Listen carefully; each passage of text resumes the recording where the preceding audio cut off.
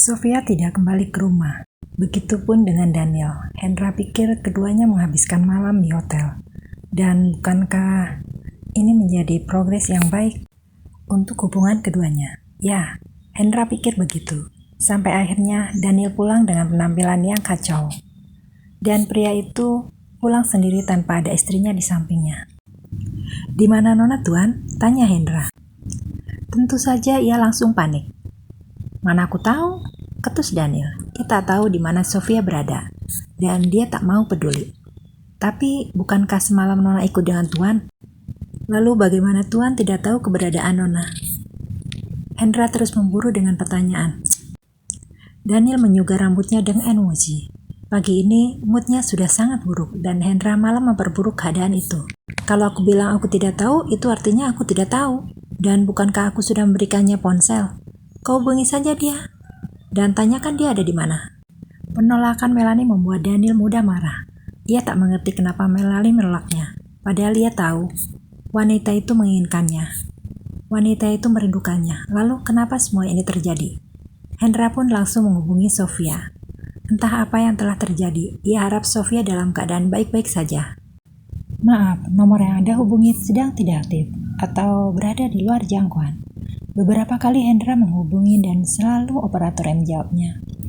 "Nomor Nona tidak bisa dihubungi, Tuan," ucap Hendra. Daniel memijat pelipisnya. Kenapa setiap yang terjadi pada Sofia selalu saja disangkut pautkan dengan dirinya? Merepotkan saja. Dia bukan anak kecil lagi. Kalau dia ingin pulang, dia pasti pulang. Kalau dia tidak ingin pulang, dia tidak akan pulang. Paham? Tandas Daniel.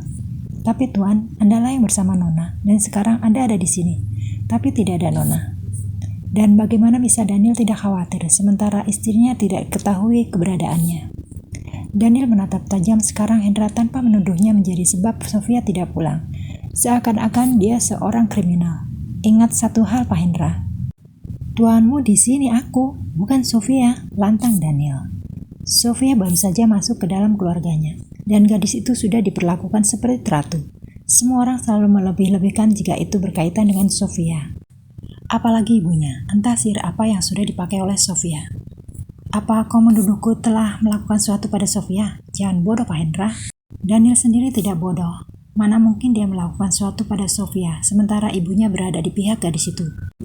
Dia tidak mungkin mencari masalah dengan Sofia. "Maafkan saya, Tuan." Hendra sedikit membungkuk. "Kau tunggu saja sampai nanti sore atau malam. Kalau dia tidak kembali, baru kau khawatir. Lagi pula, kenapa setiap orang selalu panik karena Sofia?" Daniel mendesah kesal. Sofia menatap rumahnya. Ia tak berani turun dari mobil. Tangannya meremas gugup. Apa yang akan dikatakan jika orang-orang rumah menanyainya? "Kamu tidak perlu khawatir, Sofia. Tidak terjadi apa-apa sungguh," kata Jaden. Ia berusaha menjelaskan dan ia mengerti kekhawatiran Sofia. "Tapi bagaimana kalau tidak ada yang mempercayaiku?" Bagi Sofia, apapun yang terjadi, dia sudah melakukan kesalahan fatal. Tidak seharusnya dia tidak pulang. Orang-orang rumah pasti mengkhawatirkan dirinya. "Mereka pasti mempercayaimu, Sofia. Jangan khawatir. Lagi pula, kau tidak melakukan kesalahan." Jaden tidak bisa melakukan apa-apa selain berusaha menenangkan. Bersamaan dengan itu, tampak mobil Daniel keluar dari gerbang. Sofia merunduk. Ia sudah seperti seorang pengkhianat yang takut diketahui oleh suaminya. Padahal Daniel pasti tidak peduli dengan hal itu. Sejak kapan Daniel akan peduli? Daniel memperhatikan mobil yang terparkir tak jauh dari rumahnya, lalu kembali menatap pada layar tab-nya. Ia tak acuh dengan keadaan sekitar.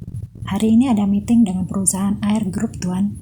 "Oke," sahut Daniel singkat. Ia tampak tak tertarik. "Kosongkan jadwalku siang ini," pinta Daniel. Saat ia tak lagi difokus dengan layar tab-nya, Daniel tak sengaja melihat sosok Sofia yang turun dari mobil. Senyum tipis terbit di wajahnya. Wanita itu tidak akan pulang ke rumah orang tuanya ataupun ke tempat lain. Sofia tidak memiliki rumah. Satu-satunya tempat pulang hanya rumahnya. Jadi kenapa semua orang mengkhawatirkan gadis itu? "Dia pulang sama siapa?" tanya Daniel keheranan. Ia menatap lekat plat mobil dan mengingatnya dalam-dalam. "Semua pasti akan baik-baik saja, Sofia. Hari ini kau tidak perlu bekerja," ucap Jaden. Sofia hanya mengangguk. Ia lalu masuk ke dalam rumah. "Nona sudah pulang?" pelayan wanita berseru. Ia mengusap dada pelan. Bersyukur karena Sofia sudah pulang. "Nona baik-baik saja kan?" Kami sangat mengkhawatirkan Nona, ucap pelayan yang tidak pernah muncul dalam kehidupan Sofia. Iya, aku baik, jawab Sofia gugup. Aku lelah, tambah Sofia. Malam yang panjang, yang penuh dengan kejadian membuat Sofia merasa letih luar biasa. Ia ingin cepat-cepat ke kamarnya. Ia tak ingin menjawab pertanyaan dari siapapun. Ia ingin istirahat secepatnya. Baiklah kalau begitu Non, pelayan itu mundur selangkah. Ia tak lagi bertanya. Cepat beritahu Pak Hendra, Nona sudah pulang. Titah pelayan tersebut. Sofia melangkah menuju kamarnya. Setelah sampai di ruangannya, ia langsung melebahkan tubuhnya. Bayangannya menerawang jauh apa yang terjadi padanya semalam. Ronald tidak melakukan apapun padanya kan? Air mata pun kembali merembes. Sofia lagi-lagi menangis tanpa alasan yang jelas. Ia khawatir, ia takut jika sesuatu telah terjadi padanya. Dan bukankah Ronald kekasih Melanie? Tidak mungkin, pria itu melakukan sesuatu padanya. Ya, tidak mungkin. Ting, notif pesan masuk ke dalam ponselnya. Ia segera mengusap layar ponselnya. Seorang istri pengusaha sukses tampak berduaan di dalam mobil dengan seorang pria. Mau cek videonya? Silakan klik di bawah ini. Dalam video itu, benar dirinya, meski apa yang terjadi di dalam mobil tidak terlihat jelas, tetapi namanya, wajahnya terpampang jelas dalam video tersebut. Tidak, aku tidak melakukan apapun. Sofia mengulang kalimatnya. Ia seperti robot rusak yang terus mengatakan kata yang sama. Aku tidak melakukannya. Nona, makan siang sudah siap. Apa Nona ingin makan di kamar? Tanya pelayan berdiri di balik pintu. Sofia mendongak, menatap pintu dengan tatapan ketakutan. Ia merasa telah melakukan kejahatan. Dan orang-orang pasti mencarinya. Orang-orang pasti ingin memberikannya hukuman atas apa yang telah dia lakukan. Meski saat itu Sofia tidak sadar, tetapi pasti akan disalahkan. Bukankah wanita selalu salah? Aku tidak mau makan siang, teriak Sofia. Ia tak ingin keluar dari kamarnya. Ia merasa hina dan bagaimana bisa ia menghadapi tatapan orang-orang itu. Sementara itu, sudah terjadi keributan di dapur antara pelayan yang satu dengan yang lain saling berdebat. Mereka berada di pihak Sofia karena mereka tahu betul bagaimana sikap nonanya. Kalian digaji bukan untuk bergosip. Anggita, kepala pelayan, masuk dengan tatapan menyeramkan. Maafkan kami, Bu. Seketika pelayan-pelayan itu membungkuk. Anggita paling disegani dan dihormati setelah Hendra. Wanita itu memang tidak pernah menampakkan diri di hadapan Sofia, tetapi ia sudah mengabdikan diri pada gadis di sejak Sofia melangkah masuk ke dalam rumah tersebut. Kembali bekerja, lantang Anggita. Maaf Bu, ini yang mereka bicarakan. Pelayan kepercayaan menunjukkan sebuah video. Anggita membuka link video tersebut dan menontonnya sampai habis. Hal semacam ini pasti akan terjadi. Tuan memiliki banyak musuh. Tentu orang-orang ingin menjatuhkan nama baik keluarga ini. Jadi kalian jangan heran bila kelak akan ada berita semacam ini, tegas Anggita. Sudah 20 tahun ia bekerja pada keluarga Pratama dan sejak zaman nyonya terdahulu pasti ada berita murahan semacam itu. Namun kali ini sedikit berbeda. Pasalnya seorang yang berada dalam video memang benar-benar nonanya. Bukan seorang yang diduga mirip. Bukankah semalam Nona datang ke pesta itu bersama Tuan? Lalu kenapa Nona bisa bersama pria ini? Anggita tidak ingin mencurigai Daniel. Mana mungkin tuannya akan menjebak Sofia dengan sekeji ini. Dan sebenci-bencinya Daniel pada Sofia, tidak mungkin tuannya sampai melakukan hal serendah ini. Tetapi semua yang ada di pikirannya bisa saja terjadi. Kenapa kamu mendesak seperti itu? Pelayan di belakang Anggita bertanya. Nona tidak mau makan. Aku tidak tahu kenapa. Padahal Nona sudah melewatkan sarapannya. Bukankah harusnya saat ini Nona sudah lapar? Iya kan? Tatapnya merunduk sedih. Ia lebih menyukai Sofia ketimbang Daniel. Gadis itu selalu memuji masakannya. Selalu mengucapkan terima kasih. Hal sederhana itu merupakan hal yang besar untuknya. Karena selama ini tidak ada yang melakukan apa yang dilakukan Sofia padanya. Tenanglah, aku akan membujuk Nona. Anggita memutar tubuhnya. Tangannya meremas. Ia harap Nyonya dan Tuan Pratama menyelesaikan masalah ini. Ia harap tidak ada hal buruk yang akan terjadi. Di ruang kerja Daniel, Bandu berdiri dengan tatapan tajam, bak panah yang siap melesat ke titik sasaran. Entah apa yang dilakukan putranya, sampai menantunya berada di tangan pria lain. Intinya dalam hal ini, Daniel yang bersalah. Tamparan tenaga itu mendarat tepat di wajah Daniel. Pemuda itu meringis. Aroma amis dan perih langsung menyerap inderanya. Bukankah kau semalam dan Sofia datang ke pesta bersamaan? Lalu kenapa aku dengar hanya kau yang pulang ke rumah? Meski tak banyak bicara, Banu memiliki pendengaran yang sangat tajam. Dia bahkan tahu apa yang dilakukan oleh Daniel tanpa diberitahu oleh pemuda itu. Ia memiliki penglihatan dan pendengaran yang selalu update. Sofia sudah pulang, Pak. Percayalah, dia ada di rumah sekarang. Banu menampar putranya sekali lagi. Aku sudah tahu itu. Lalu, bagaimana kau menjelaskannya video ini, Daniel? Dunia tak selamanya menyedihkan. Akan ada sedikit kebahagiaan yang telah Tuhan siapkan. Sofia percaya itu. Dan ia sudah menunggu bertahun-tahun akan keajaiban Tuhan tersebut. Makan dulu, nak. Kata pelayan, kamu belum makan dari pagi. Zoya membawa nampan dan meletakkannya ke nakas samping ranjang. Sofia menatap Zoya sesaat. Apa wanita itu benar-benar berubah atau hanya akting saja? Sofia tidak tahu, tetapi ia percaya setiap orang pasti berubah. Terima kasih, Tante, ucap Sofia. Sudah belasan tahun Zoya menjadi ibu sambungnya, dan ia tidak terbiasa memanggil wanita itu dengan panggilan ibu. Bagi Sofia, posisi ibunya tak tergantikan, dan ia menerima Zoya sebagai wanita yang ada di sisi ayahnya, bukan sebagai ibunya. Makanlah, kamu pasti tidak ingin membuat papamu khawatir. Zoya duduk di tepi ranjang, mengawasi putrinya tersebut. Meski Zoya tidak memiliki perasaan sebagaimana ibu pada putrinya, Zoya tetap peduli karena suaminya mengharapkan hal itu. Ia tak ingin membuat Hasan kecewa. Sofia meraih piring. Ia melahap masakan meski ia tak berselera makan sama sekali. Anita, Sofia menyebutkan satu nama itu. Apa dia baik-baik saja, Tan? Tanya Sofia menatap Zoya sekali. Iya, dia baik-baik saja, tanda Zoya. Sebagai ibu yang melahirkan Anita, tentu Zoya sangat khawatir pada putrinya tersebut. Apalagi Anita tidak menghubunginya sejak ia mengusir anak itu dan dia tidak tahu di mana dia berada. Zoya tahu kesalahannya, tetapi ia menunggu waktu yang tepat untuk membahas Anita pada Hasan. Ia tahu kesalahan putrinya tentu tidak mudah dimaafkan, dan Zoya tahu bagaimana sikap Hasan. Ia mengalah untuk sementara ini. 1-2 lahap, Sofia kemudian meletakkan piring ke atas nampan. Sofia menatap Zoya dengan canggung. Ia tak terlalu dekat dengan ibu sambungnya. Dan berada di satu ruangan yang sama dengan Zoya membuat Sofia tak tahu harus bagaimana. Harus bicara apa? Terima kasih, Tan, ucapnya sekali lagi. Seulas senyum tipis terbit dari wajah Zoya. Ia lantas mengusap rambut Sofia dengan lembut. Kamu tidak perlu khawatir. Papamu pasti yang akan mengurusnya semua untukmu. Sementara itu di lantai bawah Hasan sedang berbicara dengan Lydia. Wanita itu datang untuk memastikan keadaan menantunya tersebut. Maafkan saya tidak tahu kalau Dani meninggalkan Sofia seperti itu, kata Lydia. Hasan sudah mendengar cerita detail dari putrinya. Dan jika ada yang harus disalahkan, tentu orang itu adalah suami putrinya. Bagaimana bisa pria itu meninggalkan Sofia, putrinya yang polos yang tidak pernah datang ke sebuah acara, tentu menjadi sasaran empuk bagi pria hidung belang. Kau tidak perlu minta maaf, ini bukan salahmu, Bu Lydia. Saya hanya ingin Anda memperingati Daniel. Apa yang ia lakukan salah dan beruntung tidak terjadi apapun pada putri saya. Tetapi jika ia mengulang perbuatannya itu, tidak akan ada jaminan apa putri saya akan baik-baik saja atau tidak. Satu kesalahan mungkin bisa berdampak besar, karena itu setiap orang berusaha berpikir dengan matang-matang sebelum melakukan sesuatu. Lydia menatap Hasan. Ia tak tahu bagaimana cara menjawabnya. Ia tahu putranya salah besar.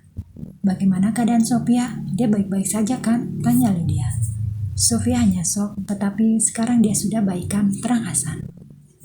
Keduanya berjalan bersama menuju kamar Sofia. Setelah video itu tersebar, Lydia sudah mengupayakan semaksimal mungkin untuk menghapus video tersebut. Namun ia tentu tidak bisa memastikan apa semua video terhapus, karena mungkin ada beberapa orang yang mungkin saja mengunduhnya. Namun Lydia tentu akan melindungi menantunya. Ia tidak akan biarkan siapapun memiliki celah untuk menghina putrinya tersebut. Sayang, panggil Lydia. Ia langsung memeluk putrinya, mengusap punggung gadis itu dengan lembut. Lydia bisa merasakan detak jantung yang berpacu, napas yang tak beraturan, getar tubuh putrinya yang entah mengapa membuatnya tersakiti. Tenanglah, nak. Mama di sini, Mama akan selalu berada di sampingmu, bisik Lydia. Benar-benar merepotkan. Dani terus mengurus masalah Sofia, membasmi orang-orang itu sampai akar-akarnya agar ayahnya tak lagi cemas dengan masalah yang ada. Kami sudah mendapatkan orang-orang yang sudah menyebarkan video itu, Tuan. ucap anak buahnya melalui sambungan telepon. Bagus, Daniel memutar kursinya. Anak buahnya selalu bekerja dengan cepat. Lakukan seperti biasanya. Daniel memutus sambungan telepon itu. Ia lalu berdiri. Aku ada urusan. Kau handle semua urusan sampai aku kembali. Daniel lantas meninggalkan Aku akan menjemputmu. Pesan Daniel pada seorang. Ia menatap jam di layar ponselnya dan tampak bersemangat. Aku akan menunggumu, Daniel. Ponsel Daniel berkedip. Notif pesan masuk. Daniel melirik saat. Senyum yang terbit di wajahnya pun semakin lebar. Apa kau sudah gila, Mel? Pria yang tidak memakai satupun pakaian menatap Melanie heran. Mereka baru saja bercinta dan wanita itu sudah akan berganti pasangan. Ya, maybe? Sahut Melanie santai. Ia menatap pria di atas ranjang. Dan kau lebih gila daripada aku. Pria tersenyum miring. Ya, wanita itu selalu menguji adrenalinnya dan ia suka dengan wanita seperti itu. Mereka bercinta dengan sangat luar biasa. Lalu ia dicampakkan begitu saja. Pria itu turun dari ranjang, memeluk Melanie dari belakang, menghirup dalam-dalam aroma tubuh Melanie. Seakan tidak ingin menyisakan sedikit pun untuk pria yang akan dikencani oleh wanita itu. Apa yang kau lakukan? Jangan memberiku bekas. Bagaimana kalau Daniel sampai tahu, ha? Melanie sedikit protes dengan perbuatan pria itu. Pria itu menempelkan dagu pada bahu Melanie. Apa kau benar-benar akan meninggalkanku dan menilai Daniel? Dia sudah punya istri loh. Pria itu tampak tak rela. Wanita seperti Melanie bisa mendapatkan lebih, tetapi kenapa memilih kembali pada mantan? Dan plusnya mantan itu telah beristri. Kau tidak perlu khawatir, kita masih bisa melakukannya kok. Melanie mengusap kepala pria tersebut. Kau pasti berbohong. Kau mengatakan itu hanya untuk buatku tenang, iya kan? Tetapi yang sesungguhnya kau akan mencampakkan. Sebenarnya pria itu pun tak sungguh-sungguh dengan perkataannya. Melanie sama dengan wanita yang selama ini melayaninya, wanita yang hanya ada saat dibutuhkan dan akan dilupakan setelah ada wanita baru yang lebih dari sebelumnya. Semua pria memang seperti itu. Kau cantik hari ini, Mel, puji Daniel. Makan siang di sebuah restoran penuh kenangan. Daniel masih ingat pertama kali ia menyatakan perasaannya dan bagaimana saat ia melamar Melanie. Semua itu ia lakukan di restoran tersebut. Terima kasih, kau pun juga sama. Melanie tersenyum malu-malu. Maksudmu aku cantik? Alis Daniel naik sebelah. Bukan itu maksudku, kau tampan. Tak ada yang berubah meski sudah 5 tahun lalu. Kau masih sama, ralat Melanie. Setelahnya tak ada kata, tetapi tatapan di antara keduanya menunjukkan ketertarikan yang amat besar. Keduanya sama-sama menginginkan. Namun Melanie membatasi diri. Ia tak ingin rencananya berjalan cepat. Ia tak ingin didapatkan dengan mudah. Dan tentu saja Melanie tahu siapa yang menjadi penghalang terbesar untuk bersatu dengan pria di depannya tersebut. Seseorang yang tak lain adalah keluarga Daniel. Ia sudah merasakan bagaimana dia menyusahkan hidupnya. Melanie tak ingin berurusan dengan wanita itu lagi. Ada apa, Mel? Tanya Daniel kemudian. Melanie menggelengkan kepala. Tidak ada apa-apa. Pelayan resto menaruh pesanan mereka dan hal itu setidaknya membuat Daniel teralihkan saat. Ayo makan. Aku sudah sangat lapar, kata Melanie. Ting. Ponsel wanita itu berkedip. Ia menatap sejenak. Notif pesan yang berasal dari mantannya, Ronald. Pria yang baru saja menjalin hubungan dengannya dan secepat angin Melanie memutuskan hubungannya. Jawab teleponku, murahan. Melanie menarik nafas. Tak ada pilihan lain selain membalas pesan dari pria brengsek tersebut. Atau kalau tidak, Ronald pasti mengganggu makan siangnya dengan Daniel. Hubungan kita sudah berakhir. Jangan pernah mengurungiku. Wanita itu benar-benar tak tahu diri. Ronald mengumpat. Ibarat kata, habis manis pak dibuang. Seperti itulah yang dirasakan oleh Ronald. Ia sudah memberikan Melanie segalanya, tetapi kini ia dicampakkan begitu saja. Ia dibuang di saat butuh wanita itu. Aku ingin bicara. Tolong berikan aku waktumu. Beberapa menit saja. Ronald tak pernah memohon sebelumnya. Dan Melanie menjadi wanita pertama yang sangat spesial. Maaf, aku tidak bisa. Daniel memperhatikan Melanie. Dia sedikit kesal, bukan pada wanita itu, tetapi pada seorang yang mengusik waktu mereka. Melanie menghela napas panjang. Ia mematikan ponsel karena itu yang terbaik saat ini. Kalau dia tidak melakukannya, Ronald pasti akan terus-menerus menghubunginya. Siapa? Daniel bertanya, tampak tak peduli, tetapi hatinya memanas bak terbakar api.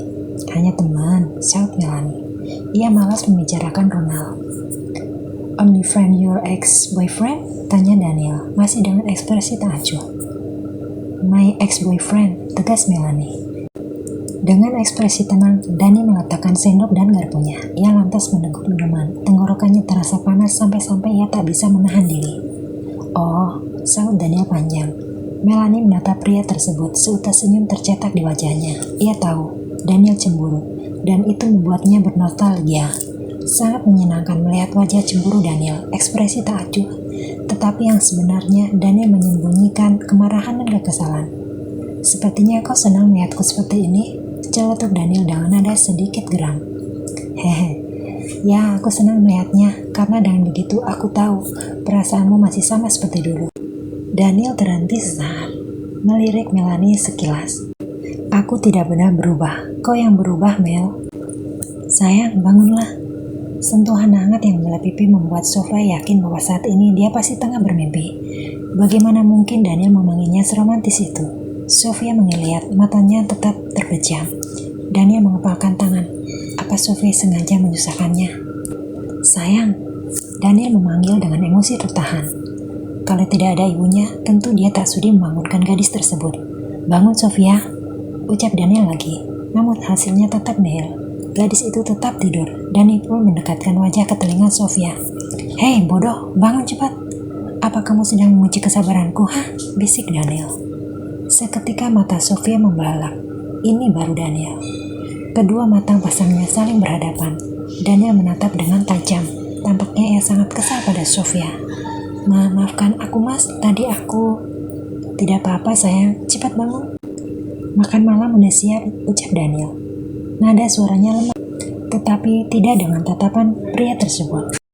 Untuk beberapa detik, Sofia tak mengerti, lalu ia teringat bahwa mertuanya ada di rumah, dan pasti perlakuan suaminya tak akan seperti hari biasanya. Daniel hanya baik saat ada orang tuanya saja. Sofia menunduk, entah kenapa saat ini hatinya sangat lemah. Ia ingin menangis, padahal tadi dia sudah menangis sejadi-jadinya. Apa itu masih tak cukup untuk menguras air matanya? Sofia mengusap bulu bening yang jatuh dengan cepat. Ia tak ingin terlihat lemah. Ia wanita kuat, ya dia kuat. Daniel menatap datar. Ia tahu apa yang terjadi pada istrinya. Seharian ini dia selalu mendengar ucapan yang sama, yang berulang-ulang tentang Sofia yang ini, yang itu, dan banyak lagi. Hari ini mendadak menjadi hari Sofia, di mana yang dengar hanya tentang Sofia, sampai membuat telinganya jerah. Kamu tidak perlu khawatir. Daniel menepuk pundak Sofia. Aku sudah membereskan masalah itu. Aku jamin. Tidak ada yang tahu tentang video itu. Dan kalaupun ada yang tahu, kau tinggal bilang padaku. Aku akan membereskan orang itu. Jangan merepotkanku Sofia, pekik Daniel. Tatapannya tajam dan belati yang menghunus. Baru beberapa menit, mobil mertuanya keluar dari gerbang. Daniel kembali pada mode yang sebenarnya. Pada mode di mana pria itu seakan seperti orang lain. Maafkan aku mas, Sofia hanya bisa meminta maaf dan menunduk. Ia juga tak menginginkan hal ini terjadi. Daniel menatap Sofia. Selalu saja ada drama dalam rumahnya sejak gadis itu masuk ke dalam kehidupannya. Sebelum ini kehidupan Daniel baik-baik saja, tetapi semua berubah setelah kehadiran Sofia. Kalau ada mama dan papaku, kamu tidak perlu sok-sokan terlihat lemah dan itu tidak mau. Ini tidak mau. Apa kau sengaja melakukannya? Agar aku lebih memperhatikanmu, ha? Lantang Daniel. Sofia membuatnya kerepotan dan aksi-aksi mogok, seperti mogok makannya tadi. Dan hal itu membuat Daniel berpikir bahwa gadis itu memanfaatkan kehadiran orang tuanya agar Daniel memperhatikan Sofia. Maaf mas, tapi aku hanya memang tidak. Jangan lebay, potong Daniel tajam. Kamu membuatku muak. Sofia menghela napas panjang. Ia mengusap lengannya berulang-ulang, mencoba membuat kehangatan, akan tetapi sama halnya dengan udara malam. Yang bisa ia rasakan hanya dingin yang membekukan. Apa Nona ingin minum hangat? Tanya Anita. Sofia menggeleng. Ia lantas duduk di kursi santai yang ada di pinggir kolam. Menatap permukaan kolam yang tenang, sekali angin berembus seakan menciptakan gelombang kecil. Dia pasti tidak akan pulang. Apa yang aku harapkan? Batin Sofia. Ia tengah membicarakan Daniel dengan dirinya sendiri. Kadang bersikap baik, kadang bersikap seperti iblis. Dan saat ini pria itu memperlakukannya dengan baik, jujur. Harapannya tumbuh secara diam-diam di hatinya. Tumbuh tanpa permisi. Sofia meremas tangannya. Ia ingin membakar harapan kosong itu. Tetapi kenapa tidak bisa? Kenapa ia terus berharap? Sementara ia tidak tahu apakah harapan itu ada atau tidak. Mungkin saja hal ini terjadi karena Sofia sudah lama tidak menjalin hubungan. Dan Daniel adalah pria sah yang bisa ia cintai. Ini salah Sofia, ini tidak benar. Kenapa kamu biarkan hatimu tersakiti? Batin Sofia berusaha menyadarkan dirinya sendiri akan kenyataan yang ada di hadapannya. Sejak awal, Daniel sudah memberikannya banyak peringatan. Mereka juga membuat perjanjian tentang pernikahan mereka. Daniel pun membuat beberapa aturan yang sangat bertentangan dengan prinsip hidupnya. Bukankah dari semua itu sudah disimpulkan bahwa tidak ada kesempatan untuknya untuk masuk ke dalam hati Daniel? Dia tidak akan pulang, kata Sofia dalam hati. Ting, sebuah pesan masuk ke dalam ponsel dan ternyata pesan itu dari Daniel. Sungguh, hal ini benar-benar kejadian langka. Selama ini Daniel tidak pernah sekalipun mengirimnya pesan. Maaf, aku tidak bisa pulang sekarang. Kamu tidurlah, tak perlu menungguku.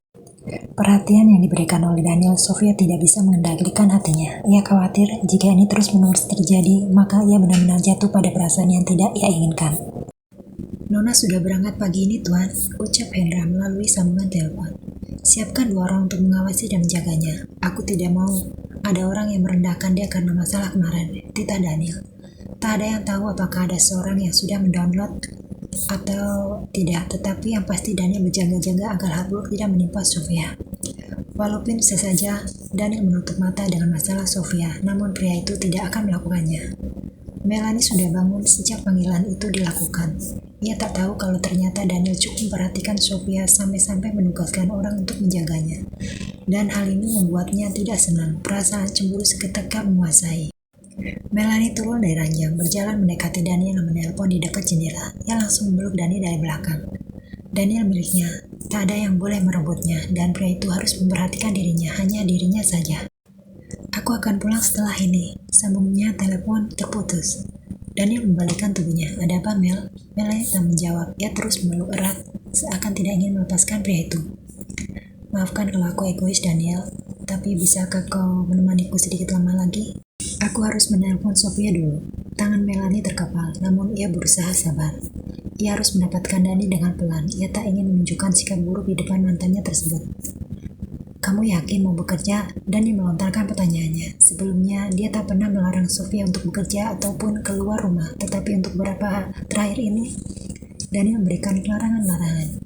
Kamu bisa tinggal di rumah saja dan masalah uang kamu tidak perlu mengkhawatirkannya, tambah Daniel. Hal ini juga sering menjadi bahan pembahasan di antara keduanya, tetapi Sofia begitu keras kepala. Wanita itu tetap ingin bekerja. Ia tak ingin bergantung pada Daniel, padahal Daniel sendiri sudah menjamin keuangan Sofia. Jangan perhatikanku seperti ini, Mas, batin Sofia. Tangannya mengusap dadanya. Ia perlu menyadarkan diri bahwa perhatian ini adalah perhatian biasa. Tidak ada maksud tertentu yang tersimpan di dalamnya, dan Sofia tidak boleh berharap. Tidak apa-apa, Mas. Aku suka bekerja, dan kalau tidak bekerja, kepalaku nanti cepat pusing, dalih Sofia. Bekerja sudah menjadi sebagian dari hidupnya yang tidak bisa dipisahkan darinya. Sungguh wanita yang sangat keras kepala. Baiklah kalau begitu. Kalau ada apa-apa di kantormu, kamu harus segera menghubungiku, minta Daniel, kemudian memutuskan obrolan jarak jauh tersebut.